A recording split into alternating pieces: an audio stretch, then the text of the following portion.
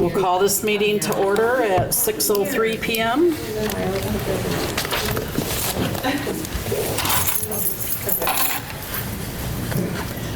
I pledge allegiance to the flag of the United States of America and to the republic for which it stands, one nation, under God, indivisible, with liberty and justice for all.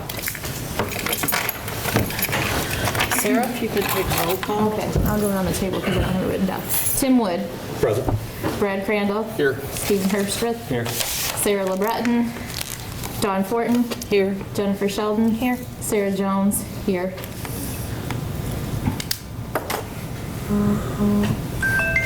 Any public comments? We have Kathy Case. Hi. Hi.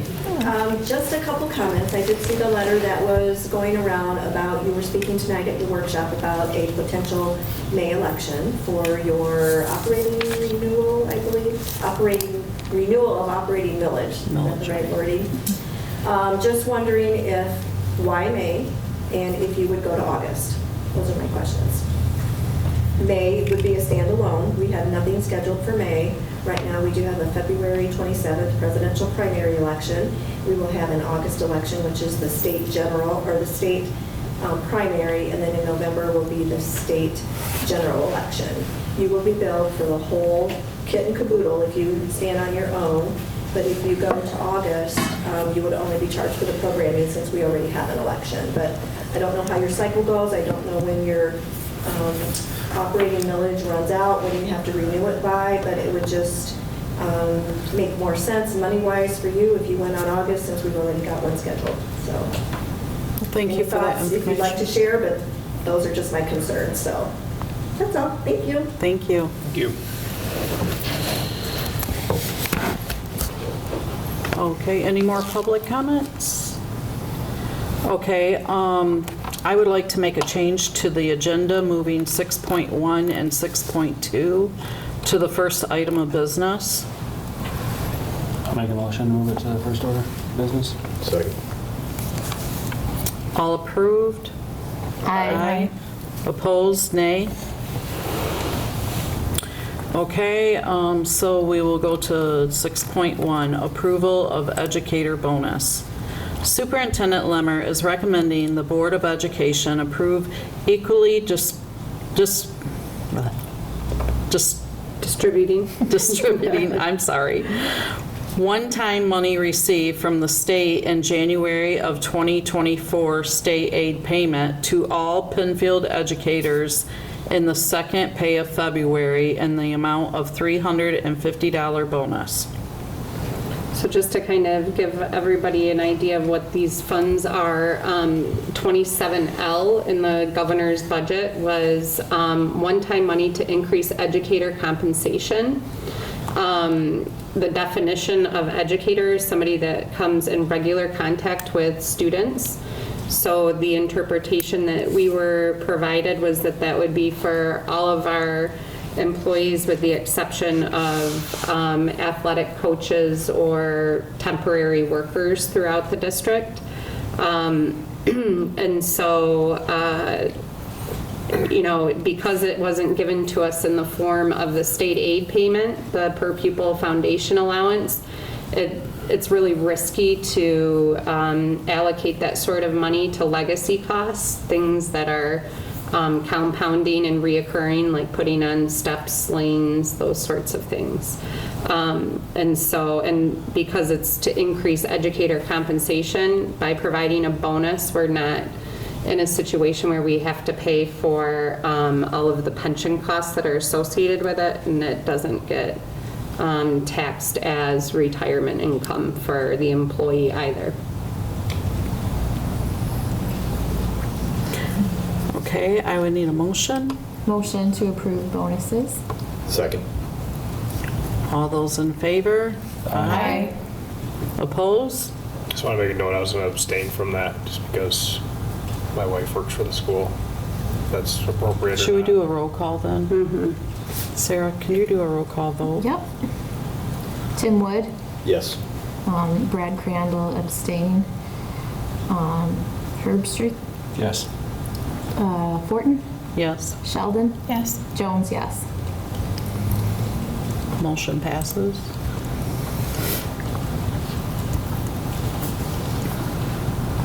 Okay, 6.2, special election resolution for operating millage renewal. Do you mind if I talk on that for a minute about what the recommendation is? Sure. Okay. So received a phone call from Troon, the district's legal counsel, on Thursday, requesting that we put the renewal for the operating millage on the ballot for the May election, knowing that it was the only item for the election, given that it's a presidential election year with lots of different offices. Sorry, come on over, Sarah. Being up, they felt that it would be best for us to put this on the ballot and go for it while students are still in school so that we can effectively communicate with all of our families about what it means, especially when talking about a renewal. There's oftentimes confusion around who it impacts, whether it's an increase or no new increase, and because it had been 6 years since this had to be up for renewal, they felt that the best approach for us was to go for this in May. So it wasn't something that I had a lot of notice on either, and therefore why we put it on the agenda on Thursday and made those changes at that time. So the operating millage allows the district to collect 18 mills on non-homestead tax, or on non-homestead properties. So that's things like businesses, vacation, a second home, maybe if you have rental homes in the area.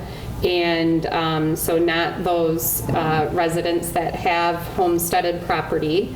And in the state of Michigan, we are required to levy this tax or put this forth before voters. And the state, when they go to pay us our state aid payment each month, regardless if we collect it or not, they back out what that amount would be from our state aid payment. So if perchance this were not to pass in May, we would have the opportunity to get it on the ballot again in August and in November. It expires in November. So that's the reason for that. I'm not entirely sure what the total cost for putting it on the ballot for May is. But I was told that it was not an exorbitant amount of money to put it out there in May. So I'm not sure, Kathy, if you have any. Oh, I didn't know if that was a question. Sure, if you. If I could answer, I'm going to say roughly it's probably going to be around $8,000. Okay. Or, you know, like depending on how many workers and programming and costs go up. So I'm going to say somewhere in the ballpark of maybe. Any idea what it would cost to piggyback it in the August? In the August, you're just going to have to pay for programming because you've already got schools in August, your school boards, I believe. So under 1,000 probably. So are you saying that the school board elections would be in August and not November? I believe you have school boards in August, do you not? No, they're it's normally- November. Because normally it's it's primary November. forum. Yes. So yeah, they said the cost was just slightly less to go in August. Yeah, in August, it's only going to be for the programming because we would have to program the machine to have a proposal on there. So it's just going to be the cost for the programming, which we go through election source for the programming. So it would be for adding one more proposal to the ballot. So I'm going to say probably under maybe $1,000, I think. I don't know exactly. They raise their costs every year too. So I'd have to see what the programming costs us to program a tabulator to read that extra proposal and put it on. Don't people have until like February 13th to put something on the ballot? Yeah, there is a deadline that the county gives schools or townships or whatever proposal is coming up, yes. Right now, I'm so into February that I'm not even thinking of May yet, so I don't know that deadline off the top of my head, but I can get it for you. Or I'm sure you probably know it from your attorney. Yeah, February 13th, I think is what they said, so. I'm usually just the last to know. I usually you report it to the county, and then the county says, okay, clerks, here's who's having a May election, and that's how I get notified. So I come and hear what was happening, so I would be one of the first to know, so. The $8,000 number for the standalone, do you get that from just past practice for standalones? How solid are you on that number, 8,000? I'm not. I could probably get you better numbers. I would have to look at the programming cost. Right. And then, of course, you're paying for everything. You're paying The workers? You're paying for envelopes, you're paying for absentees that are going out. And right now, we have a new permanent ballot list right now that's going on with the change of Proposal 22-2, where we have to have, I used to have over 2,000 people on my absentee list, but now there are about 600 people on it. So it's gone down a little bit. So roughly for this election, I've issued 680 ballots for this one. And this is just the Pennfield Township, right? When we do a school election, we also have Bedford Yes. and Assyria. So Yes. those would be costs Well, with you've them got a as well, sliver- right? You've got a sliver of Bedford. Yeah. And you've got a sliver of Harbor Creek. But I will probably take all those voters in so they don't have Oh, to okay. open up a precinct just for Pennfield schools. Okay. We can do that with our, we consolidate our elections, so not everyone who touches Pennfield has to have one. I will take their voters in. Okay. It's just more cost efficient. What about the Berry County portion? Do they have to do it since it's a different county? No, I'll take their voters in too. We can program everything at the state level where I take their sliver of voters in and put it into my precinct to make it all one for all Pennfield voters. And then we send out, I should say, like Assyria or Harbor Creek or Bedford would send out a postcard to their voters saying, this time only, you need to vote at Pennfield Township, precinct number 1, 2, or 3, whatever that falls into, wherever they live. So, yeah, we try to consolidate so it doesn't cost every township money to run an election for Pennfield schools. I'm going to do it for them, so. Yep. So our ability, I think what the attorney was speaking to is our ability to educate families and voters about it while students are still in schools is easier than trying to get that communication out over the summer. Well, and we've seen from prior bonds and this past bond that we passed how important communication is, right? You know, so that's having the kids in school and being able to communicate to their parents through them is huge. You're probably still going to have a extremely low turnout though for that. Yeah. You probably can. When's the August date? But then the people that turn out are the ones that care about the school, right? Right. Yeah. Stephen, I think it's August 4th, I think, that first Tuesday of the month. So, we'll check. So that if it didn't I pass was just in trying to August- Then that would put us to November. I mean, what's on the hook is if it were to not pass, right, then we're just out of $1.45 million out of our general fund. The state doesn't increase the state aid payment. So But we it's saved important that it, 7,000. right? I know, we saved ourselves 1,000, you're right. So I think that that's where the attorney's recommendation came from and why they made that call to us. Stephen, August 6th, sorry. I was just thinking when sports get back in, if you start communicating how does sports go out. and Yeah, stuff. I we mean, start around then, the first week of August. So another way to look at it is, you know, if we were going to spend advertising funds to pass this in August, you know, we wouldn't spend 7,000, but we're going to spend more to get the word out to people if they're not in school, right? Mm-hmm. So.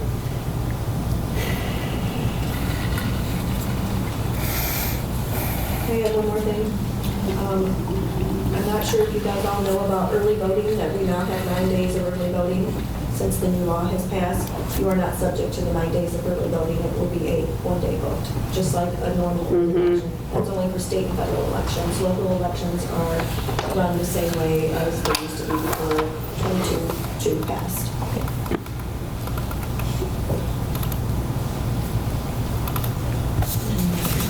So, there is a calendar, I think that I put out on the, That's an attachment. yes, in the board packet.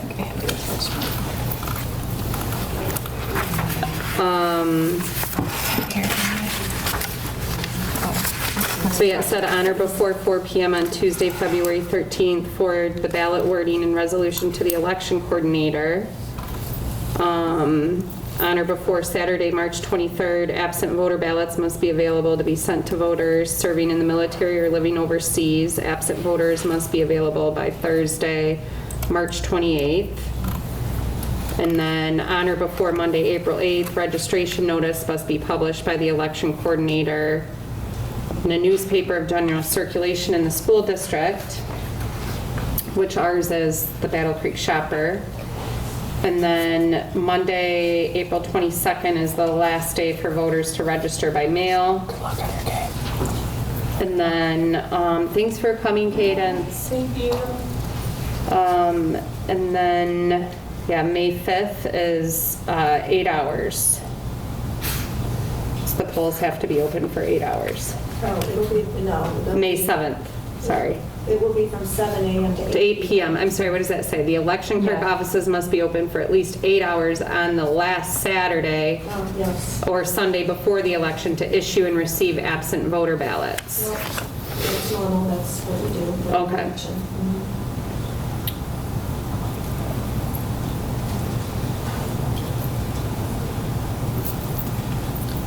Where would we pull that 8,000 out of? If that ends up being the number,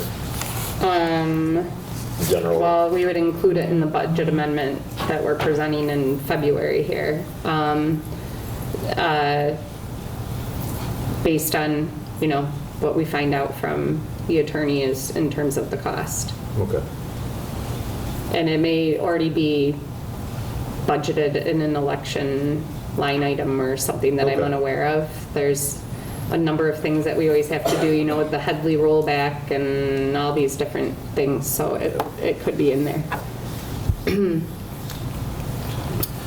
I guess my question would be, can we still use like the one call in this, I'm just thinking out loud, Yeah. the one call in the summer as it gets closer? Like, I know you said something about spending money on advertisement, I haven't been through this part yet, so with our social media and everything, pushing out that way, and then if you do Yeah. one calls Yeah. to parents, do you think that would be effective enough to do it in August to save the? Yeah, I mean, what it really boils down to is just how we're not advertising or marketing, so we're not allowed to, right? Okay. So we're gonna be in the business of educating what it is, and that's it. Okay, Okay, we're not sending things out saying vote yes. Okay. We don't get to do that. We don't, just like I can't go out and campaign for a board member either. So whatever the attorney gives us and says is legal to send out, that's what we'll send out. It won't be a matter of us coming up with like a campaigning scheme to, you know, we definitely need it. Our livelihood depends on it. I'm sure I'll try and find some public forums to speak about it at, but in general, you know, I don't know. I think my guess is if we were to do that for some things and not for others, okay. I need more clarification on it. I've done one of these in the past. It didn't cost that amount, but I was in a smaller area, so it wasn't a big deal. But yeah, I guess I'd have to find out more information. So in the past, when you were researching some of this, was this done in May in the past, do you know? Well, there's always the option. I mean, I can see from like small local unit of government's standpoint, when you have one thing on the ballot to bring out people and workers and the work that goes into it, it's a lot of extra for the one item on it, and I hadn't thought of it that way. But I understand that explanation of it. So I've had situations where we've gone alone for renewal, no tax increase.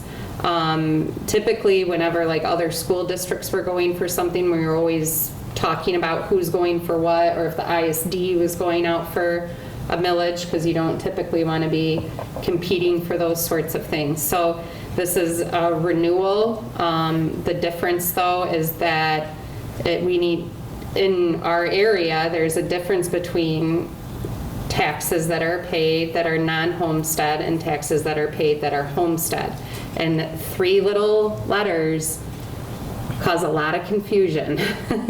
And so in this situation, it's just really important that people who are residents, that they understand that we need this renewal in order for our school district to maintain the level of service that we're providing. It's not an increase on a homestead property, and non-homestead property owners are typically used to 18 mills. It's the basics. So I think that the recommendation we were receiving was out of kind of, with all the other campaigns that are going to be going on, and, you know, polarization of politics and things of that nature, not having this get caught up in it, because the message is pretty basic if we can keep it that way.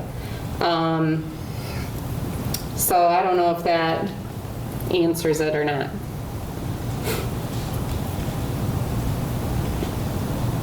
Any more discussion?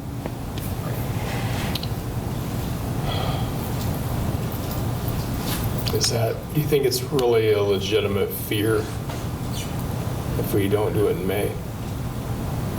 That we're going to be at risk for not passing this? Do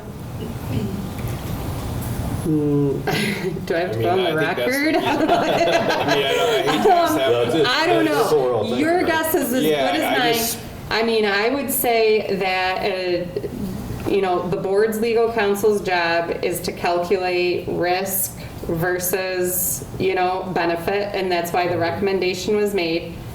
I stand here today, did not have a ton of time to process that request.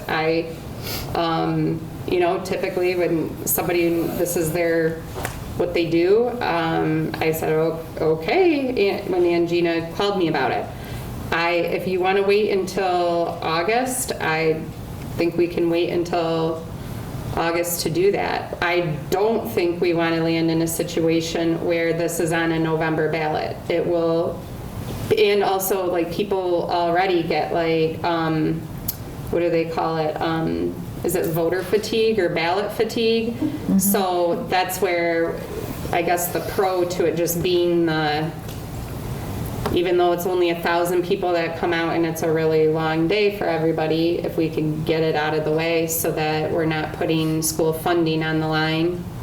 You know, 1.4 million is, I cut 1.7 million last year. We saw that wasn't really fun. I definitely don't want to be in that situation again. So the conservative side of me is like, we need to go in May. But I also don't have a ton of fear that it wouldn't pass, because it is something that has to be done every 6 years in a community. So, Well, we don't know what the lawyers factored in, what they thought the cost would be. You know what I mean? I mean, if they were thinking it was going to be $3,000, that's a whole different risk scenario. I'm going very high, so that's on the high yeah, they side. said under 5. Yeah, it could be. I mean, I just haven't done standalone in so long, Mm-hmm. honestly, so I'm going very high for you. So. Okay. So under 5 with 1.5 on the line, I guess is probably where they calculated that out of. Right. I mean, that makes it way more palatable, right? Yeah, I mean, there will be, in May, there's more on the ballot, correct? In Than, May, there's In May, nothing. there's Nothing. It's just August. Nothing scheduled as of okay, in In terms of August. anybody else doing any millages or anything like that, increases or anything? I will tell you that I have heard that Harbor Creek Schools may be putting something on the May ballot, which Okay. does affect Pennfield Township, because I do have a sliver of Harbor Creek in Pennfield too. So I would have 2 ballot styles, Harbor and Pennfield. So we have 4 school districts in the township. Mm-hmm. Maybe they're putting the same thing on. Could be. But the August ballot is very crowded.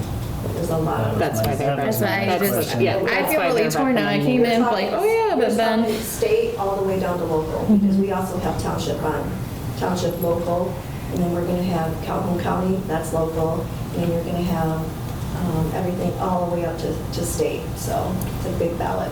So yeah, my guess is that that whole voter fatigue too comes into play. So if it's about railing people out to go and renew this so our school funding is solid, That kind of leads me back to May. I was kind of leaning towards August, but that kind of leads me back towards May. The input that I will share is that this is also a recommendation from our true-in-law that we work with, and so that's important to think about. Go ahead. I heard you thinking over there. Well, it was probably just my squeaky wheels turning. Unless I'm on a turn here, I'd go ahead and motion that we adopt a resolution written by True-in-Law to place the renewal of the operating millage on the ballot for the May election. I'll support that. Sarah, will you do roll call vote, please? Yep. All right, Tim Wood, Yes. Brad Crandall, Yes. Herbstreit, Yes. LeBreton, Yes. Fortin, Yes. Sheldon, Yes. Jones, yes. Motion passes.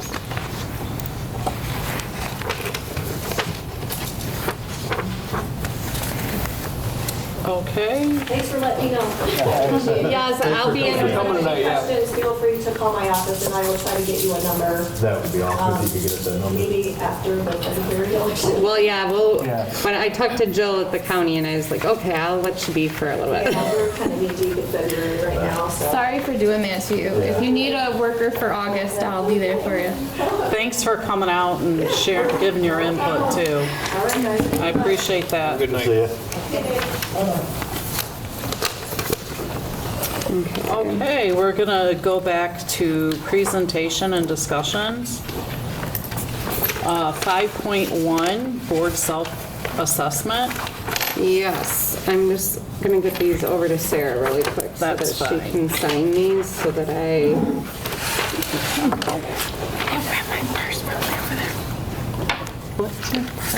I'm like all the It's too much at risk. If you sign all 4 copies of those, that'd be great. No, I didn't have those screen reeled away. Okay, so with that taken out of the way, I'm sharing this one. we're taking care of. Okay.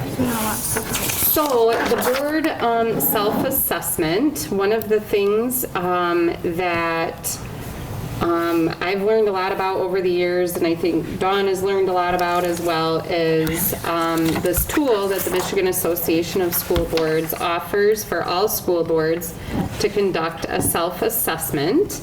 And so want to just kind of share with you, oops, sorry.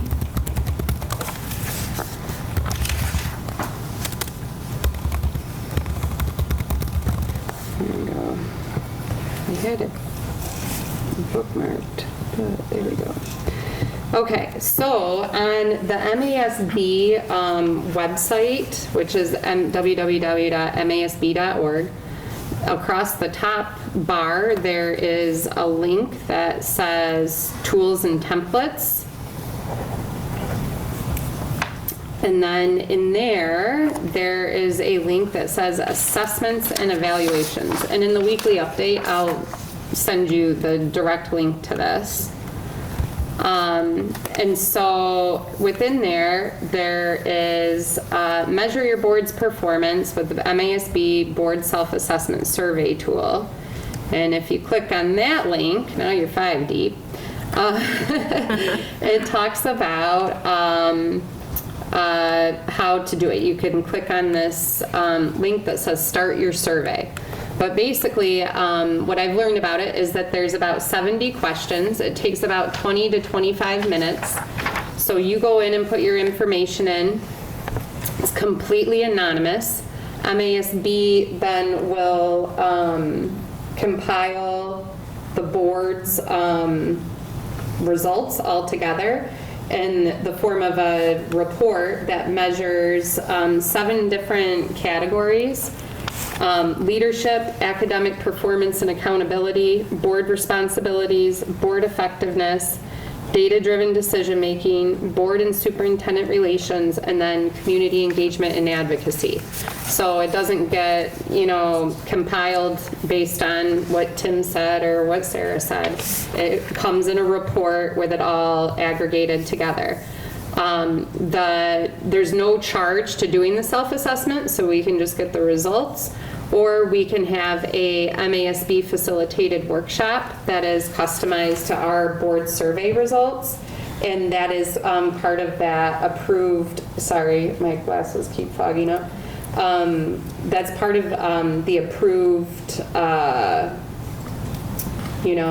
professional development from the state of Michigan, so we can get it reimbursed. So I did send an email to Deb Stair, who is an MASB consultant. She sat on a local school board for almost 20 years, and she's been around the block for a while. She knows a lot of different board members, and asked her what her availability would be to come back this spring. So the first step would be just that I sent an email today saying, please open this up for the Pennfield Board of Education members to take the survey. They typically like us to give 2 weeks, they said. So if you can set aside, I was wondering, well, what if I just had them all do it at the work session? That was kind of, because I'm like an impulsive person sometimes, let's just get it done. And Deb said, I don't recommend that. Some people need time to think and process, and you don't get their best thought when they're under the pressure to make an answer. So, and over the course of the next 2 weeks, and then, so if you get something from her saying, I don't see your survey results yet, that's probably your reminder, because I don't take it. It's just for the board. And when you do, I'm not entirely clear on when you do the workshop, whether, I would think it would make sense for me to attend that, but it's a question that I have for them is, okay, I know I don't take the board self-assessment, but do I come for the results to see what we're working towards? Does that sound good to everybody? Mm-hmm. I think it'll be an exciting, it does match up with my evaluation tool, those different categories, so I think it'll be a good learning opportunity. All right. Board committee reports. So safety committee, we met before the last board meeting, so we kind of talked about that one at the last meeting. We haven't met since, but we are in the, Andy Dixon has initiated the Centegix PO, so we're going to move forward with that. Last Friday, the staff did get training in the new emergency books, and in the meantime, Mike and I continue to be we're working hard to get the EOP finalized.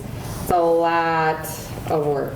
In an ideal world, I think you'd have a safety officer or something that could help expedite this. So we're trucking along. We think we have 3 more sections to work on, and I've got a few more MOUs that I need to get signed. But once we have the emergency operations plan, we'll be able to move forward with getting our safety committee established and get to work on all of that. But we've made a lot of progress this year, so that's good. Curriculum Council this past month was canceled due to snow days. So Sherry and staff formally met with the elementary and secondary teams to get their PLC agendas all squared away, and we'll be back at it this month with another meeting. And then Policy Committee met just before the special meeting, and we met with Brett Steele. I had a couple of questions, concerns come up over the last few weeks with the snow days that we've been experiencing, and in particular just around how practices are held on snow days or if we're competing on snow days. And so I had talked with Dawn and we agreed it'd be best to take it to committee and come to the board. So what we learned by meeting with Brett was that there are districts out there, not in our conference or in this area, but there are districts out there that if there's no school, there's no practice and no competition for students. But what the past practice here has been, since Brett has been here for the last 11 years, the AD and superintendent would always make that decision together, usually around noon on the day of a snow day. And that the ADs all kind of consult with each other about what they're going to do or willing to do in their area. And so here, our middle school typically is not practiced or played, but the high school sports have. And so the other part of that he kind of summarized for us was that it's not mandatory. So if a kid can't get here for a practice, that it's they're not penalized for that. Dawn made mention of just a concern about the road conditions for our athletes, or the message that we might be sending by saying the roads aren't good enough for us to have school today, but good enough for your kid to play in sports. And so where we kind of landed as the policy committee was maybe it would be good to formalize our protocol for how that all works and make sure that it's communicated crystal clear for all the parents. But ultimately, I think that it is a policy consideration for the board if the board feels strongly that, it should be one way or another. Did I summarize that? I feel. Okay. I just think with that, when I went to the winter athlete parent meeting, and Brett had made it clear, in that meeting, this is winter, we have weather, and he's made that, we wait till about noon or 1 o'clock to make a call. And I think this year we've seen both situations. We had a situation where it was an all-out multi-day storm, so it was canceled, everything was canceled. But then we had another morning where the roads were really icy in the morning, but by 10 o'clock it warmed up and everything was fine, and they did do athletics. So to me, to have a hard policy when there are, the weather is so different in every situation, that'd be hard.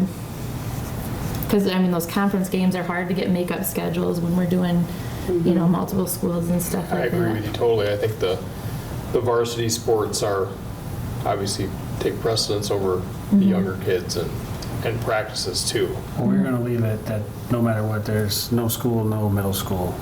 Yeah, I think that, Yeah. So Good idea. that was, that's what it's That makes been, sense. that's what it's been past practice here and throughout the area. Correct me if I'm wrong, but he said that usually if there's no school, there's no middle school. just so like- it's just high school. If it did turn Sports. bad, you had a normal day of school and it turns bad, you guys get together and make a decision that it's not smart to have games Right. in the evening. Same difference on the other end of it. You have a day where you just can't get the buses started or you can't safely get all that traffic in here. It's just such a quagmire in the morning to On a good day. get a school started. That's why you get so many snow days anymore. Is there's so many reasons you just can't get that done, and by later in the day it's a totally different story. But that doesn't change the way the morning goes. So Got that right. yeah, so I just think doing it that way for the varsity, high school anyway, makes sense. Long as Okay, it's so are safe. we good with status quo, and we'll just kind of go back and refresh our practices? I think one of the things that I'd like to see happen is, I know we had one day this past, series or whatever, where we didn't call it until 12:45, and then there was a practice at 1, and so I'm I think we need to kind of get away from saying practices start at 1 and maybe push it back to 2, just to buy ourselves a little time for people to make arrangements. So, okay, sounds good. All right, 5.3, board member liaison to school buildings. This is going to be the opportunity to discuss and designate 1 or 2 board members per building to act as a liaison to individual buildings throughout our district. So I did send out some information, and so Brad and Tim have both shared that they would like to be at the high school, and Sarah Jones and Steve shared they would be interested in middle school. Sarah LeBreton Dunlap, I was interested in serving at Purdy, and Jen Sheldon was interested in North Penn. Perfect. So does anyone have any discussions or? What is the role? Thank you. I was do? going to ask that. Yeah, what do you want us to do? Well, I mean, that's really your own personal decision. But it would be nice to like attend their concerts or maybe take time to read for reading month. These are just a few of the ideas, you know. And build a relationship with the principal, which could totally fill you in on a need, and then see what works in your schedule and their schedule. So just building relationships with staff, administration, students. I think like one Popcorn. thing, yeah, one thing I'm thinking just of is, okay, so March is reading month, or February being Black History Month. If there's some sort of celebration or opportunity for you to be a celebrity reader or something like that, then that'd be a great way to connect. At the high school, you know, I think it is, you know, you're visible here or there, wherever you can be as the board liaison. It's definitely not to micromanage, you know, but to be a positive bridge between the board and staff, board and administration too. Okay. She needs chaperones for the middle school dance. Yep, you're right. I told my kids that I have to go to all the things. Senior trip, yep, I have to go. I'm on the Yep, I board. gotta go. Yep, I gotta I have be them there. like worried. You haven't lived until you've middle school dance chaperone. Oh, I've done it. Sometimes I think it can be difficult or an impossible feat to think that you're gonna, you know, all the schools would like to see their board members, and doing this way is an opportunity to share the out and not feel like, oh my gosh, you know, I got 5 concerts in December, but yeah. Make it, having one as a priority is helpful. Because there's a lot of stuff happening. Oh, man. For sure. A lot. Divide and conquer, so, Yeah. you know, 4 of us go to one concert and nobody's at 3 The other next ones, one, you know, right? you know. Right. That's true. Yep. Awesome. That's exciting. Yeah, so I would think like a good way to get started is just contact the principal of the building. And I'll let maybe the, meet. I'll let the principals all know, and I'll do, how about I do an email of like introduction for Thank you, everybody, yeah. and then that way it'll Sure. kind of That'd be great. smooth it, and you're not like, They're not like, why hey, are they I'm your here? board liaison, and they're like, what are, Stephanie never told me about this, because that's very possible would happen, and Yeah. I have no central office admin here to remind me tomorrow morning, you better go tell all of their liaisons. So I'll make sure that email gets sent tonight. Okay. Alrighty, what else do we have? It looks like we are at 6.3 closed session. Oh, we skipped The this strategic one. plan update. 5-4. Oh, yeah, I marked it off sooner than I, You know I like paper, I'm sorry. killing them trees. girl. I know. So bad. Oh, okay, they kept going, okay. Oh, we should be good. sorry. Okay. Okay. Okay. Oh, did it work? Or did you not get one? Okay. So if you're like a detail person, Aubrey, do you want one of these? That'd be great. Okay, yes, here you go.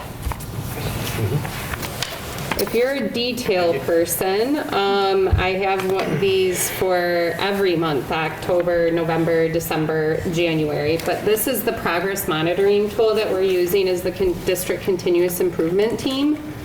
So we launched a very large 5-year strategic plan last year that we kind of reinvigorated from prior to COVID. And from that, we identified specific tactics that were going to help us achieve goals that we were working towards. And so when we meet as a continuous improvement team, we're looking at the big picture for what are all of the teams working on, because we have so many different factions. So for example, one team that is working on goals is the Curriculum Council. They have specific things that they're working towards. The administrative leadership team has specific things that they're working towards. The operational leadership team also has things that they're working towards. So in order for us to kind of keep it all straight and make sure that everybody's holding their own and doing what they say they're going to do, we meet twice a month and we check ourselves and say, okay, so where are we at in terms of implementing this? And so what you have in front of you is January's progress monitoring tool. So it's looking at by tactic. The administrative leadership team is the first. So looking, for example, at strategy 1, well, the tactic is by June 2024, 100% of K-5 classrooms will be trained in trails, and 100% of K-12 classrooms will demonstrate fidelity with implementing trails.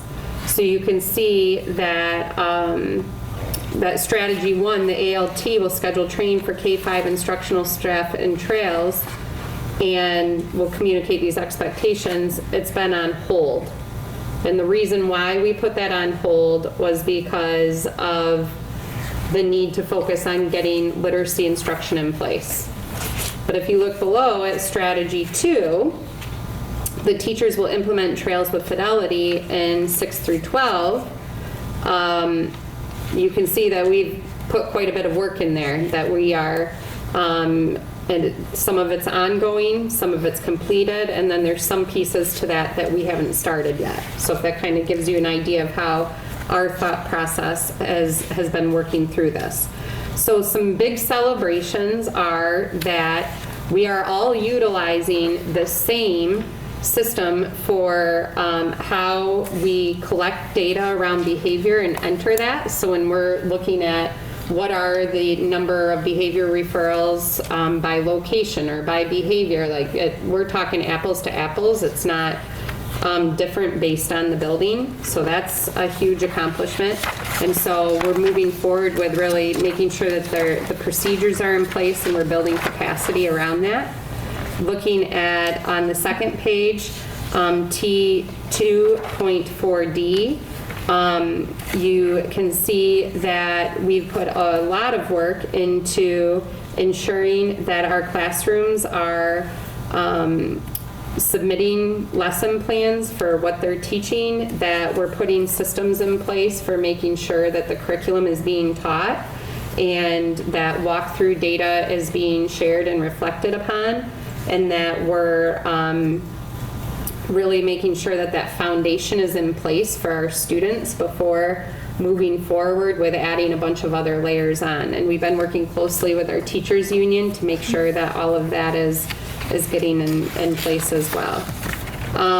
We're also, you can see on the third page for T25A that by June 2024, 100% of the district and building leaders will practice instructional rounds pertaining to engagement and fidelity across the district. We've invested heavily in making sure that we get a cross-disciplinary team trained by the best so that we can do it right and do it well here and make sure that we're collaborating with our teachers union as we move forward with the practice of regularly examining what it is our students are learning inside of our classrooms. And so really excited about that because it's a true game changer. Looking forward, you can see based on pacing guides, our report cards, and essential learning outcomes. These are all areas that we've worked really hard to get high quality practices in place, and I'm really proud of the work that the Curriculum Council has done with the professional learning communities. It's been, I think it's a success story of distributed and shared leadership across the district. It's not just a top-down thing. It is people all taking ownership of doing what's best for our students. Looking at the district implementation team's work, the district implementation team is the team that primarily focuses on all of the goals that are related to implementing multi-tiered systems of support. I recently went to a meeting at the intermediate school district for all of the superintendents in the area, and it was exciting because our ISD, as a result of us partnering with MyMTSS, has engaged in partnering with MyMTSS. And so some of the things that are coming to the county, it's exciting to see because it should also help with our practices for reducing the number of students that need special ed services as well. And so looking at the work of the DIT, I mean, this is a whole entirely new structure that started. This is my 2-year anniversary, by the way, too. So happy birthday, Brad. It's my 2-year anniversary. But I look at what we've accomplished in the way of creating district-wide systems. It's pretty, it sounds boring to explain, but I guess if you, I don't know, as some of the educators at the table knowing what it is, it's a big haul. It's a lot of work, and we've had a lot of hands on deck, a lot of cooks in the kitchen to like get it all aligned and get it straight so that kids are getting what they need when they need it. And I see that, shift across the board, and it shows in like our behavior referral data. It also shows in the number of students that are facing long-term suspension and expulsion. And so all of those efforts, while they might on paper look kind of like, you know, what is an SLT? What are the SLT startup? What does the stuff all mean? I think the tangible things that you can see is that. We've been working on getting all of our behavior expectations aligned K-12 so that, you know, with the number of transitions that kids make from K-2 to 3-5 to 6-8 to 9-12, that it moves seamlessly so that we're all knowing what it means to be a Panther. Looking at the elementary team, so we have an elementary administrative team that meets monthly to work on specific goals of the strategic plan, and then we also have a secondary team that meets monthly, and Trevor facilitates the elementary team. I'm responsible for the secondary team. So at the elementary level, we're working on making sure that we've got the curriculum being implemented, classroom management strategies being implemented, and increasing our parent and community engagement opportunities. And secondary must have got put in there after that, so then it goes to the executive leadership team's goals. We have a lot of goals we're working on, as you can see. Great.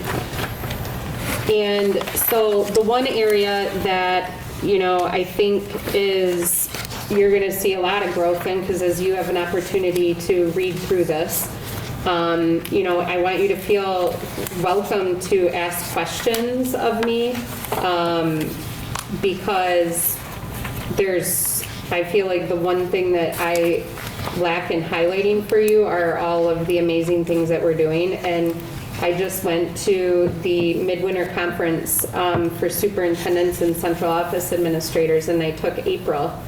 And there's not a lot of superintendents that will take a central office staff member with them.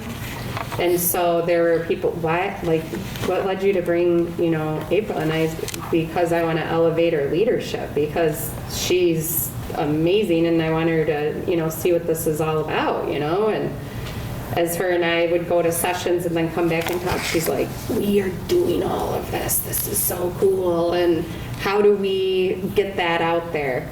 And it was kind of my big takeaway is that, you know, you get into your day-to-day and there's all the negativity or the competing agenda items that get in the way of the work that we're doing, that when you take a step back and go, holy cow, you know, at the beginning of the year, these were all blank graphs. And to see the progress that we made by meeting and holding ourselves accountable to what we said we were going to do for kids, I think is a huge celebration. So that totally would not be possible if I had a micromanaging board. So I want to say thank you very, very much for allowing us to do the work. But I also want you to know that there's a lot of accountability measures in place. If you have questions, I don't want you to ever hesitate from asking those, because we're doing what we said we were going to do, and I think that that's pretty exciting. Did anybody have any questions? I did have one. So on the very first page, it talked about the training, the trails training that we wanted to do, and one of the barriers was that teachers are also doing the champs and the letters training right now. Do you know about like what percentage or how many teachers are doing champs and letters right now? Is it a lot? So it's a lot. Mm-hmm. So right now the building focus for PD at Dunlap is champs. Mm-hmm. So my suspicion is that there's several teachers within the district that have already had champs training. Mm-hmm. That was a strategy that was identified by the previous principal for the building based on the number of major office discipline referrals from the classroom. So the 100% of that building is engaged in it. In terms of letters, that is something that we've offered to teachers we have some that are doing it on their own time, which is a huge time commitment. And then we've also have some that are doing it within the school day, where there's still outside homework that they have to do with it. But they're in there. We have some teachers that are in their final year. We have some teachers that are in their second year, and some teachers that are in their first year. So, and I used to train this, and it was about... Just to interrupt real quick. Yeah. Can you just explain what the letters and is, the champs is? Because yes. Yeah, you're all sitting here like, what the heck, right? I mean, I'm doing letters know, right now, so I know. I know. I'm doing letters right yeah, now. Yeah, it's intense. Okay. So CHAMPS is a systematic and explicit way for handling classroom management. And so it is based on the premise that a lot of kids come to school and they're like, yeah, I already know what to do. You tell me to stop, I'm going to stop, right? Got it.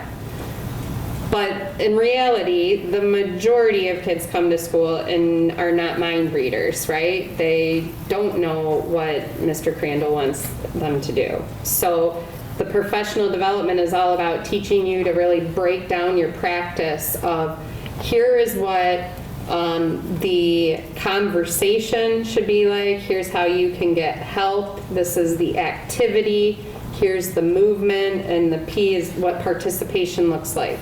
So for anything you're going to do in your classroom, any whole group instruction, small group instruction, when you go to the classroom library, when you go to the bathroom, you champ it out so that for the majority of kids, if a substitute teacher comes to the classroom where this type of classroom management practice is in place, the kids can run the classroom. Like, no, these are the expectations. And so it allows the teacher, by really being proactive about teaching the expectation, then not have all these disruptions and in terms of what they're trying to teach. So that's that piece of it. The trails training is on the science of reading. It is an intensive course. I would consider it like a graduate level course. It used to be taught to teachers, as far back as, so Reading First, George Bush, the first era. And over time, it has been studied and morphed into a even more thorough training.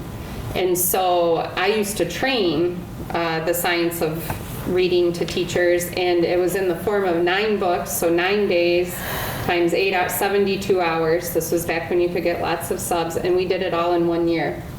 I would take cohorts of teachers through it and train them. Now, it's still the same content, but they've expanded on it significantly. So you go to like 2 or 3 hours, you get a homework assignment, you have to go put it in practice in the classroom. Tell me if I'm saying this wrong. You have to go put it in practice in the classroom, reflect upon your practice, and then you come back to the next session. So And there's online modules that you have to complete before your live sessions. So there's online learning and there's live sessions. It is a huge time commitment. We have teachers and we have paraprofessionals that are engaging in the training right now. When I came here, we had 4 teachers that were fully trained in it. I could get you an exact number. It's a lot. I just didn't know if it was like on a voluntary basis, like who wanted to do it, or if like building principals are encouraging everybody's everybody encouraging it, and I'll have to go get numbers because I would love to. I should actually know because I think it's a point of pride that we have teachers that are voluntarily engaging in that training and parapros voluntarily engaging in that training as well, because their ability to expand the practices that they're using to provide literacy instruction and intervention for students will be, impacted positively, by it. So I would say way over half. Wouldn't you agree with me, Aubrey? I feel bad that I don't know the number. Yeah. But I just wanted like an estimate, like if it's a lot or if it's just a handful. I would say K-5, it's over 50% of the teachers and parapros are engaging in it. That's awesome. It is really exciting to have that happening.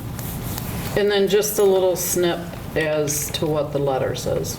Okay, so LETTERS, it stands for Language Essentials something da-da-da. I can get you the specific name of it, but it trains teachers in phonological awareness, phonics, fluency, vocabulary, and comprehension, which are the 5 pillars of the science of reading and how children learn to read. And it goes in depth into how the brain develops and works together to process language, inputs and outputs, and how that all works in terms of being able to read words and understand their meaning and comprehend them. And it's quite fascinating. But LETTERS is an acronym. It's LETRS. And for some reason, I'm drawing a blank on what they all stand for. Language Essentials. Has there been a renewed emphasis on going back to utilizing the language properly? Where we've gotten into this mode in time where with all the texting and abbreviating of how everybody speaks. Abbreves? Come on. I mean, I know that there's been probably schools of thought where they thought, well, you don't really need that, long drawn out way of communicating. Well, I think you do personally, and I didn't know if that was something that. Well, I think it's one of the main things that we're looking to accomplish we've done an overhaul of, identifying what the essential learning outcomes are. Also aligning our report cards to that because they were not previously aligned. And a big part of making sure that we're doing standards-based teaching is that we're teaching proper grammar, that we're teaching public speaking and listening skills. Those are all critical parts of the curriculum, and so I think it's helping us to refocus. I don't think that we've lost touch of that. One of my biggest concerns, and is on the docket, I think for year 2 here, is our writing curriculum needs to be reevaluated.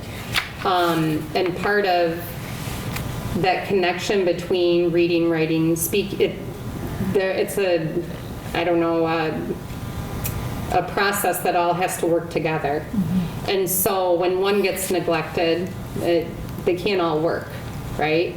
And so part of talking in abbreves is our over-reliance on these, right?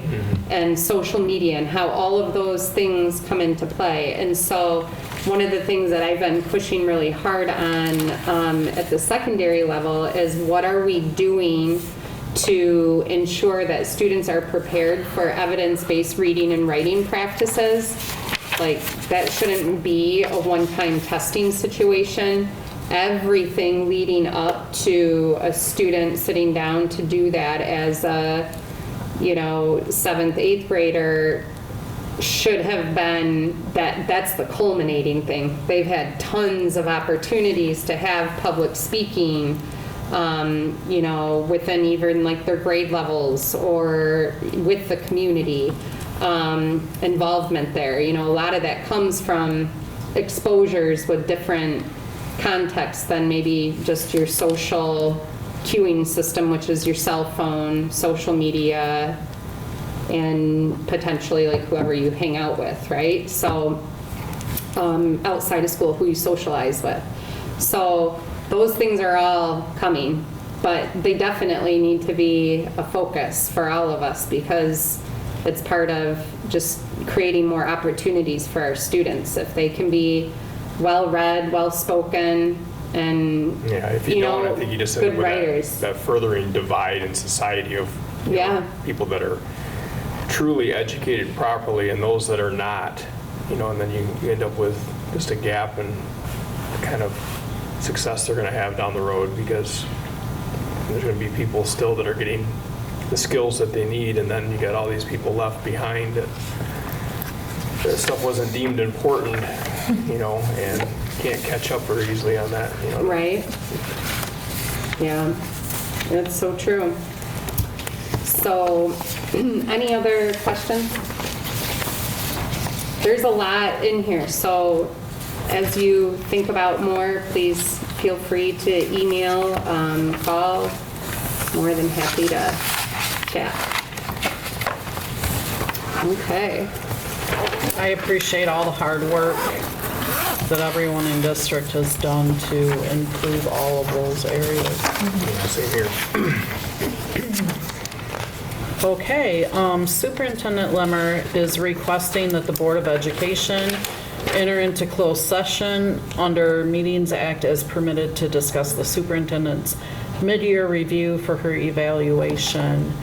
And this says also to discuss negotiations, but do we have to come in and out for each different thing? No. Okay. So I will need a motion to go into closed session. I'll make a motion to go into closed session. Support. All those in favor? Aye. Opposed? Motion passes. And we will enter closed session at 7:11. We are not going to be taking any action.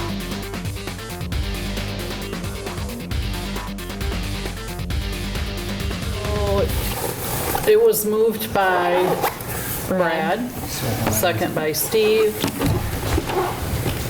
All those in favor? Aye. Opposed? The board is now in open session at 7:42. Any board comments? Happy birthday to Brad.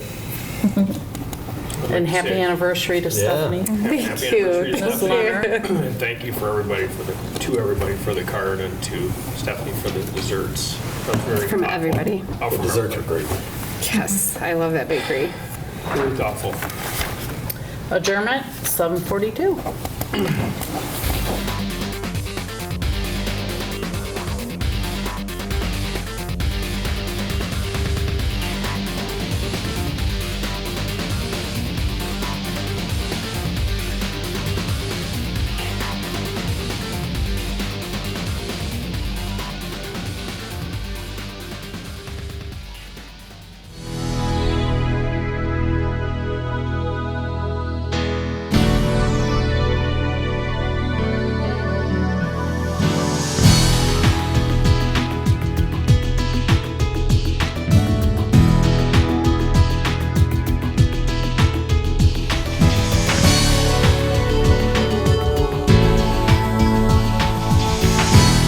Access Vision.